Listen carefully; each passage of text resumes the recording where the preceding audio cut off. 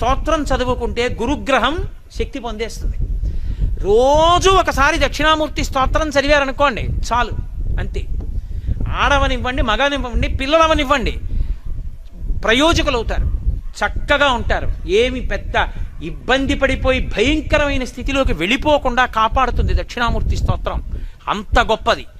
దక్షిణామూర్తి దక్షిణాన్ని ఎందుకు చూస్తాడంటే ఆయన మృత్యుంజయుడు. ఆయన ఉత్తరాన్ని కూర్చుని దక్షిణాన్ని చూస్తాడు. మృత్యువును గూర్చినటువంటి భయము లేనివాడాయన. ఆయన పాదములు పట్టుకుంటే మృత్యుభీతి పోతుంది, భయం పోతుంది. అందుకే దక్షిణామూర్తి స్వరూపం అసలు సమస్త ఐశ్వర్యము దగ్గర నుండి, చదువుల దగ్గర నుండి, మోక్షము వరకు దక్షిణామూర్తి ఇవ్వలేనటువంటిది లోకమునందు లేనే లేదు. అసలు మీకు నేను ఒక గొప్ప రహస్యం చెప్తాను.